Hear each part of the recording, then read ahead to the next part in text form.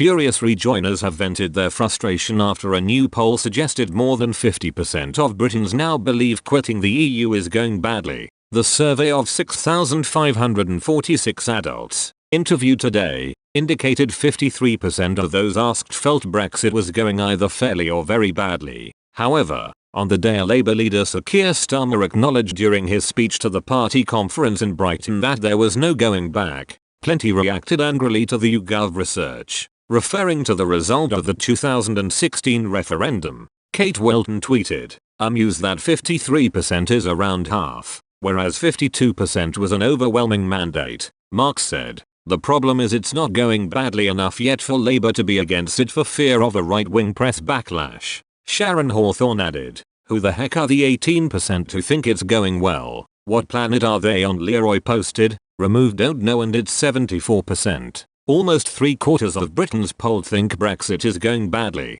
Not oven ready, not easy. This is all on the government. Earlier, Keir Starmer's thinly veiled dig at predecessor Jeremy Corbyn during his speech to the Labour Party conference over the crushing 2019 general election defeat backfired spectacularly after hecklers told him his Brexit policy was to blame. Sir Keir appeared to scapegoat Mr Corbyn during his speech for the party's worst defeat since the 30s, under the left-winger's stewardship. However, Newsnight policy editor Lewis Goodall tweeted, "Starmer heckled from the floor about reason for general election defeat. It was your Brexit policy." Sir Keir served as Labour's Brexit spokesman for much of Mr Corbyn's tenure, and was responsible for the party's policy of pledging to hold a second referendum. Labour has sided with the EU and issued the UK government with a warning on triggering a safeguard clause in its Brexit deal governing trade with Northern Ireland. Sir Keir appeared to scapegoat Mr Corbyn during his speech for the party's worst defeat since the 30s,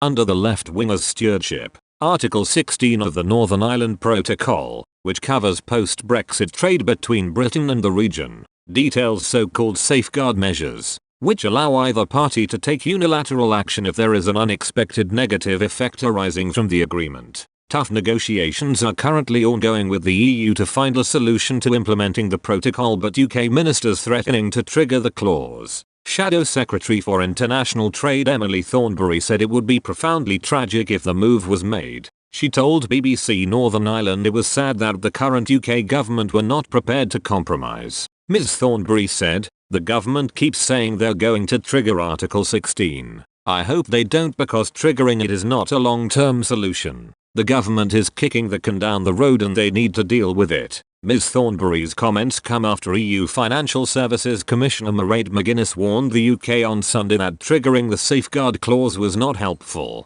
and said the country should instead pursue solutions. Meanwhile, Jersey fishermen are voicing concerns at repeated delays to post-Brexit arrangements for fishing rights, as the latest deadline looms for EU access to waters around the British Crown dependency. Jersey, home to more than 100,000 people, is the largest of the Channel Islands, and on a clear day, lies within sight of the French coast. France has asked the government to issue 169 fishing licenses to its vessels, but they must prove they fished in Channel Island waters before Brexit, and many are struggling to do so. Don Thompson, president of the Jersey Fishermen's Association, said if all 169 French vessels are licensed, that would far outnumber the local fleet, claiming that only around 70 of them had previously fished in the area. He added, "It was a chance to rebalance, to see some sort of equilibrium between the size of the Jersey fleet and the number of foreign boats working in our waters."